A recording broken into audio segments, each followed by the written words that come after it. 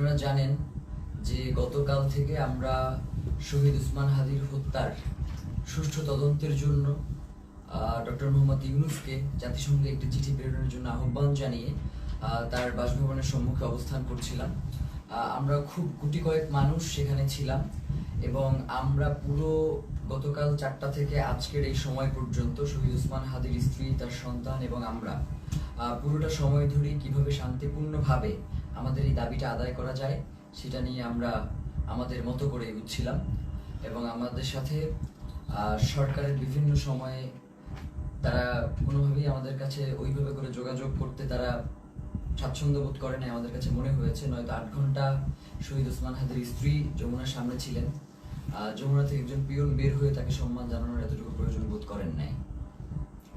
তো আমরা আজকে যখন শহীদ উসমান হাদির স্ত্রী তিনি বিকেলবেলা জুমার নামাজের পরে তিনি আবার যখন এসে যমুনা অভিমুখে আসতে রওনা দিয়েছেন, প্রায় কাছাকাছি চলে এসেছে, তখন আমাদের কিছু ভাই বোন তাদেরকে আমরা ভিতরে পাঠানোর জন্য চেষ্টা করতেছিলাম, কারণ শহীদ উসমান হাদির স্ত্রী একা হয়ে গেলে তার সাথে কি ধরনের পরিস্থিতি ঘটতে পারে সেটা জানবার জন্য মূলত আমরা তাদেরকে প্রেরণ করবার চেষ্টা করেছিলাম। এবং ভিতরে আমাদের কিছু ইনকিলাব কর্মী মঞ্চের সদস্য ছিল যাদেরকে ভিতর থেকে আবার বাইরে আসতে দেওয়া হচ্ছিল না। তো এই সার্বিক পরিস্থিতি তদারকির জন্য আমরা জুমা এবং শান্তা সহ যুবাকে প্রেরণ করেছিলাম যাতে ওরা গিয়ে দেখে আসে এবং ওদেরকে সঙ্গে করে নিয়ে আসে। তো প্রথম অবস্থায় সেটা হচ্ছে পুলিশ কোনোভাবেই তাদেরকে ভিতরে যেতে দিবে না। তো ওরা অনেকভাবে বোঝানোর চেষ্টা করেছে কিন্তু কোনোভাবেই ওরা মানতে ছিল না। পরবর্তীতে আমরা বলেছিলাম যে এবং এটা তো একদম খুবই সহজ ব্যাপার, 1 মিনিটের ব্যাপার, আমাদেরকে সরিয়ে দেওয়া এই ওখান থেকেই করা। তো ওরা কি করেছে, জুমা এবং শান্তার গায়ে হাত তুলেছে এবং দেখবেন যে শান্তাকে গলা চেপে ধরেছে এবং জুমার পুরো গালে তারা তাদের খামচি দিয়েছে আর কি, মানে এইটা কি, এবং বুট দিয়ে ওদেরকে রাস্তায় পাঠিয়েছে। তো এই যে ফ্যাসিবাদী আমলের যেই পুলিশ, এই যে পুলিশ লীগ, তারা আবার নতুন করে যে মাথাচাড়া দিয়ে হচ্ছে এবং তাদেরকে যে কেউ কন্ট্রোল করতে পারছে না। আমরা দেখতেছিলাম যখন আমাদের উপরে হামলা হয়েছে তখন পুলিশের ঊর্ধ্বতন কয়েকজন কর্মকর্তা, ডিবি কমিশনার, তিনি চেষ্টা করছিলেন বারংবার যে আসলে যাতে আমাদের উপরে হামলাটা না হয়, কিন্তু পরক্ষণেই আমরা দেখতে পেয়েছি যে তার আদেশ অমান্য করে পেছন থেকে পুলিশের কিছু সদস্য তারা অতর্কিত হামলা করেছে এবং আমাদের ভাইদেরকে রক্তাক্ত করেছে। তো আমরা ইনকিলাব মঞ্চের পক্ষ থেকে এর তীব্র নিন্দা জানাই এবং যারা এই আক্রমণের সাথে জড়িত রয়েছে তাদেরকে অতি দ্রুত বিচারের মুখোমুখি করবার জন্য আহ্বান জানাই। কারণ বাংলাদেশের জনগণ এই মুহূর্তে প্রচন্ডভাবে তারা ক্ষেপে রয়েছে, তারা কোনোভাবেই এই ব্যাপারটাকে মেনে নিতে পারছে না। যার কারণে আমরা বলবো বাংলাদেশের আইন শৃঙ্খলা পরিস্থিতি এবং জনগণকে শান্ত রাখবার জন্য আপনাদের অতি দ্রুত আজকে কারা কারা হোটেল ইন্টারকন্টিনেন্টাল এবং যমুনার যে সকল পুলিশ সদস্য দায়িত্বে ছিলেন তাদেরকে চিহ্নিত করার ব্যবস্থা করেন। এবং তারা যেই কাজটা করেছে সেটা হচ্ছে অধিকাংশ পুলিশ সদস্যের কোনো নেম প্লেট ছিল না, তারা নেম প্লেট খুলে ফেলেছে এবং প্রত্যেকে মাস্ক পরা ছিল। এই যে মাস্ক পরে নেম প্লেট খুলে যে হামলা, এই হামলা তো আমরা, এবং হেলমেট পরে এই হামলাগুলো তো আমরা দেখেছি ফ্যাসিবাদী হাসিনার আমলে। তাহলে কি এখন যমুনা পাহারা দিচ্ছে বা যমুনায় বসে আছে কি হাসিনা সেই ফ্যাসিবাদী আমলের পুলিশ লীগ কিনা সেটা আমরা জানতে চাই। সেই সাথে এসএসএফ আজকে প্রচন্ড রকমের দুর্ব্যবহার করেছে আমাদের সাথে, আমাদের যুবাকে রাস্তায় ফেলে মেরেছে এবং মাথায় আঘাত করেছে, ছাদকে মেরেছে। তো এই যে, এবং আমাদের ইনকিলাব মঞ্চের এমন কোনো কর্মী নাই যে আজকে এই হামলায় আহত হয় নাই।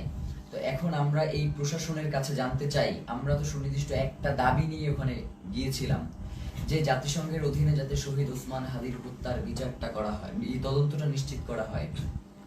তাহলে কারা শহীদ উসমান হত্যার তদন্ত জাতিসংঘের অধীনে দিতে চায় না, যে আজকে স্পষ্ট হয়ে গেছে।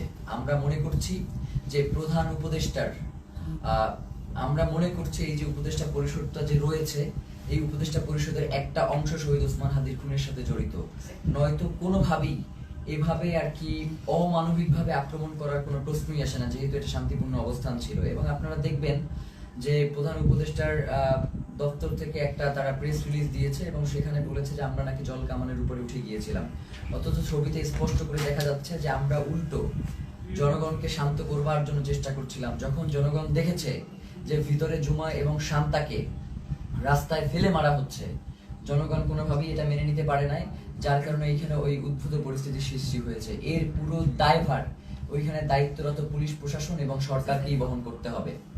প্রিয় ভাইয়েরা, আপনাদেরকে স্পষ্ট করে জানাই যে সামনে খুবই গুরুত্বপূর্ণ একটা নির্বাচন রয়েছে 12 তারিখ। এখানে বাংলাদেশের স্বাধীনতা, সার্বভৌমত্ব সহ বাংলাদেশের নিরাপত্তা জনিত বেশ কিছু বিষয় জড়িত রয়েছে, যার কারণে অবশ্যই 12 তারিখে নির্বাচন হতে হবে। এবং যারা 12 তারিখে নির্বাচন বানচাল করে দেওয়ার জন্য আমাদের উপরে আক্রমণ করেছে, তাদের এই নীল নকশাকে বৃদ্ধাঙ্গুলি দেখিয়ে আমাদের জনগণের অধিকার আমাদের বাস্তবায়ন করতে হবে। প্রিয় ভাইয়েরা, জনগণ, বাংলাদেশের জনগণ প্রচন্ড শান্তিপ্রিয় এবং তারা সব সময় সরকারকে সহযোগিতা করে আসছে, কিন্তু সরকার সেই জনগণের উপরে আজকে মুহুর্মুহু sound grenade, tear shell, rubber bullet এগুলো নিক্ষেপ করেছে। এবং এখনো তারা বিভিন্ন জায়গায়, যেমন শাহবাগে এখনো সম্ভবত আক্রমণ চলছে। একটু আগেও আমরা এই লাইভ শুরু করবার আগে দেখতেছিলাম যে শাহবাগে আক্রমণের মতো ঘটনা ঘটতেছে। তো এবং 100-র অধিক শাহবাগেও আহত হয়েছে। তো এই যে পুলিশের ন্যাক্কারজনক হামলা এবং তাদের যে লাগাম টেনে ধরা হচ্ছে না, তারা বলছে, মানে আপনি একটা জিনিস খেয়াল করেন, তারা বলছে যে আয় হাদির লাশ নিয়ে যা। মানে এইটা পুলিশের, মানে সে যদি আওয়ামী লীগ না হয়, সে যদি মানে সত্যিকার অর্থেই কোনো পুলিশ সদস্য হয়ে থাকে, তাহলে তার এই ধরনের কথা বলবার কোনো প্রশ্নই আসে না। তো আমরা স্পষ্টভাবে বুঝতে পারছি যে বর্তমান পুলিশ প্রশাসনের এই যে আওয়ামী লীগ গোষ্ঠী যারা এখন পর্যন্ত রয়ে গেছে, তাদেরকে ছাঁটাই করবার না করবার কারণে এই ধরনের উদ্ভূত পরিস্থিতি তৈরি হয়েছে। এর দায়ভার এই অন্তর্বর্তীকালীন সরকারকেই নিতে হবে। এবং আমরা আশঙ্কা করছি যে যমুনার ভিতরে হয়তো অন্তর্বর্তীকালীন সরকার সেফ না, কারণ যারা আমাদের উপরে যেইভাবে আক্রমণ করেছে, তারা যে কোনো মুহূর্তে যমুনায় ডক্টর মোহাম্মদ ইউনূসের উপরেও আক্রমণ করতে পারে। এই ধরনের একটা আমরা আশঙ্কা বোধ করছি, কারণ এদের আক্রমণের সাথে হাসিনার পুলিশ লীগের আক্রমণ পুরোপুরি মিলে যাচ্ছে। এবং সেই সাথে আমরা এটাও আপনাদেরকে বলতে চাই যে আমরা দেখতেছেন তো আমাদের কি অবস্থা, তারপরেও আমাদেরকে শান্তিপূর্ণভাবে সকল অবস্থার মোকাবেলা করতে হবে। আমরা চাই যাতে বাংলাদেশে কোনো উদ্ভূত পরিস্থিতির সৃষ্টি না হোক, যার মাধ্যমে মূলত আজকের আক্রমণটা হয়েছেই হচ্ছে নির্বাচনকে বানচাল করে দেওয়ার জন্য। সুতরাং এই নির্বাচন অবশ্যই হতে হবে এবং সেটা 12 তারিখেই হতে হবে। এবং যারা নির্বাচন বানচাল করতে চায় তাদেরকে আমাদের রুখে দিতে হবে। আমরা কোনোভাবেই এই নির্বাচনকে বানচাল করতে দিব না, কারণ বাংলাদেশের জন্য এই নির্বাচন অত্যন্ত গুরুত্বপূর্ণ। প্রিয় ভাইয়েরা, সেই সাথে আমরা আপনাদেরকে স্পষ্ট করে যে জিনিসটা জানাতে চাই, সেটা হচ্ছে শহীদ ওসমান হাদির হত্যার যে তদন্ত, সেটা জাতিসংঘের অধীনেই হইতে হবে। আমাদের এখানে আমরা তাদের সাথে কথা বলেছি, তারা আমাদেরকে আশ্বস্ত করেছিল যে জাতিসংঘের অধীনে এটার তদন্ত হবে, কিন্তু তারা কোনো ধরনের সময়সীমা বেঁধে দেয় নাই। তারা ইতিপূর্বেও আমাদেরকে আশ্বস্ত করেছিল তারা ক্ষমতায় থাকা অবস্থাতেই শহীদ ওসমান হাদির হত্যার বিচার করবে, কিন্তু তারা সেই বিচার করতে পারে নাই। যার কারণে আমরা তাদের শুধুমাত্র কথায় আশ্বস্ত না হয়ে আমরা তাদের কাছে একটা দাবি করেছিলাম যে আপনি কবে নাগাদ এই কাজটুকু বাস্তবায়ন করবেন, এই চিঠিটা ইস্যু করবেন, সেটা আমাদেরকে জানান। এখন রাষ্ট্রের কাছে যদি আমাদের এতটুকু দাবি জানানোর অধিকার না থাকে, তাহলে তো বাংলাদেশ বলে কোনো রাষ্ট্র এই মুহূর্তে সাস্টেইন করবার কথা না। এখন তো এই রাষ্ট্র তাহলে অন্য দেশের প্রক্সি দিচ্ছে এই রাষ্ট্র কোনো না কোনো ভাবে। তো প্রিয় ভাইয়েরা, আপনাদেরকে স্পষ্ট করে বলি, শহীদ ওসমান হাদির হত্যার তদন্ত জাতিসংঘের অধীনেই হইতে হবে এবং 8 তারিখে অবশ্যই এই অন্তর্বর্তীকালীন সরকারকে জাতিসংঘের কাছে চিঠি প্রেরণ করতে হবে। প্রিয় ভাইরা, এক্ষেত্রে আমাদের কিছু দাবি রয়েছে। চিঠি শুধু প্রেরণ করলেই হবে না, চিঠির ভিতরে নিম্নলিখিত আমরা যে বিষয়গুলো বলবার চেষ্টা করছি সেগুলো অন্তর্ভুক্ত থাকতে হবে। প্রথমত, সরকারকে UNOHCHR কে অনুরোধ করতে হবে যেন তারা শহীদ শরীফ ওসমান হাদি হত্যাকাণ্ডে একটি স্বাধীন ও নিরপেক্ষ ইন্ডিপেন্ডেন্ট ফ্যাক্ট ফাইন্ডিং ইনভেস্টিগেশন পরিচালনা করে। এই তদন্তের স্পষ্ট কার্যপরিধি থাকবে যাতে ঘটনার সত্যতা নির্ধারণ, দায়ী ব্যক্তি ও তাদের সহায়ক নেটওয়ার্ক শনাক্তকরণ এবং জবাবদিহিতা নিশ্চিত করে করণীয় সুপারিশ অন্তর্ভুক্ত থাকবে। সরকারকে অনুরোধ করতে হবে যেন তদন্তে শুধু সরাসরি হামলাকারীদের নয়, বরং আড়ালে থাকা পরিকল্পনা, ষড়যন্ত্র, জড়িত থাকা বা সহযোগিতা, সহায়তা প্রদান কিংবা আশ্রয় প্রশ্রয় ও চিহ্নিত করা হয়, যা হত্যাকাণ্ড ও পরবর্তী পালিয়ে যাওয়াকে সম্ভব করেছে।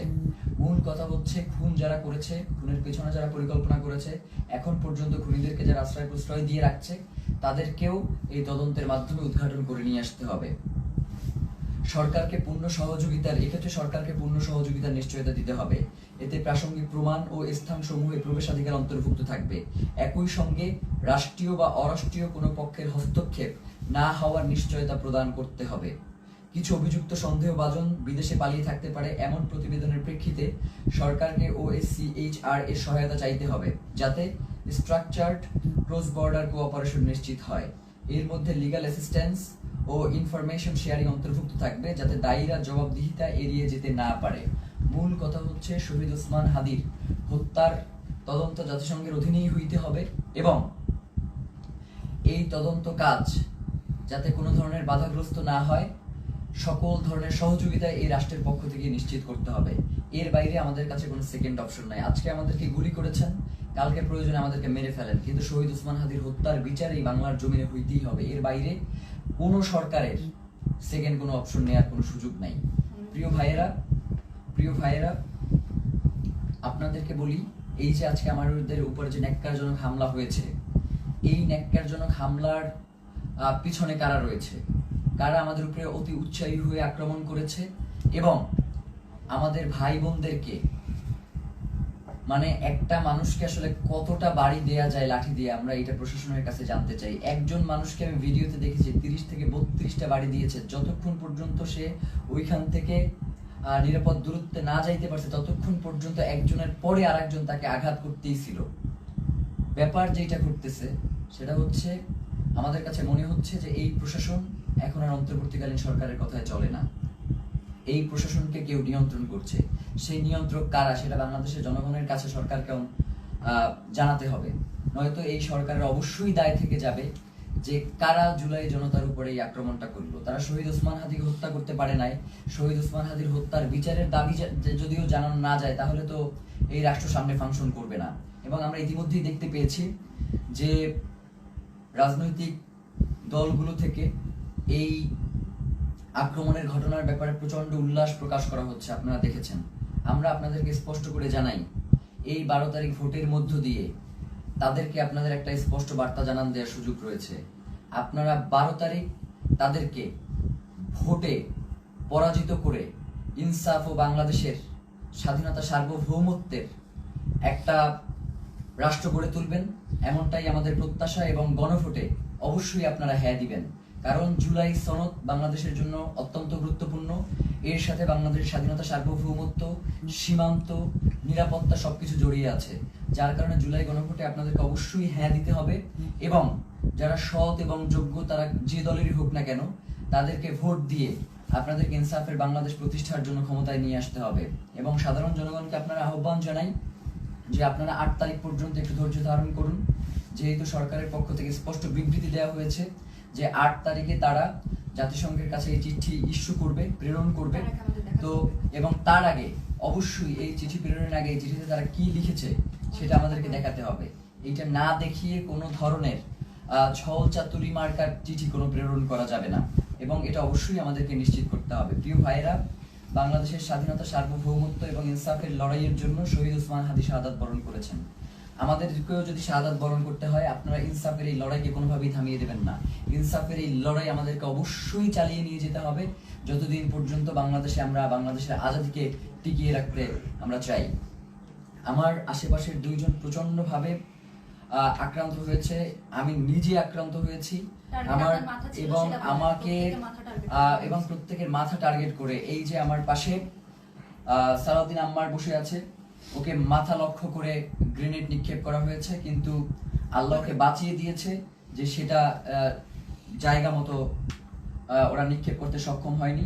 ওর মুখে সেলাই দিতে হয়েছে, ওর হাতে ব্যান্ডিজ, জুমার গালের প্রত্যেকটা জায়গা আছড়ানো, মাথায় বাড়ি দিচ্ছে, শান্তাকে গলা টিপে ধরেছে। আমাদের এবং ইনকিলাব মঞ্চের যারা ভিতরে ছিল, আমাদেরকে ওখান থেকে ওখান থেকে আমাদেরকে গুলি করে রাবার বুলেট নিক্ষেপ করে সরিয়ে দেওয়ার পরে তারা আমাদের যে সকল ভাই ভিতরে আটকা ছিল, শত শত পুলিশ গিয়ে তাদেরকে নির্বিচারে পিটিয়েছে। ফাহিম সহ 2-3 জনের হাত ভেঙে গিয়েছে এই পিটানে।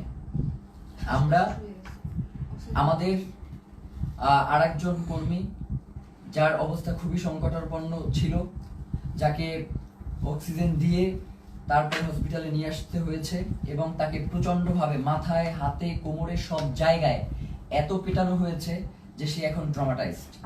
আমরা জানাতে চাই, এই সরকারকে বলতে চাই, আপনি অতি দ্রুত কারা এই আক্রমণ করেছে তাদেরকে চিহ্নিত করে বিচারের মুখোমুখি করেন, নয়তো যে কোনো পরিস্থিতির জন্য আপনাকে অবশ্যই দায়ী থাকতে হবে।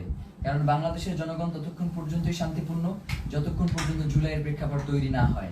আপনারা কিন্তু খুব তাড়াতাড়ি একটা জুলাইয়ের প্রেক্ষাপট তৈরি করে ফেলতেছেন। এখন যদি আপনারা এটাকে কন্ট্রোল করতে না পারেন তাহলে বাংলাদেশের স্বাধীনতা, সার্বভৌমত্ব কিন্তু টিকবে না।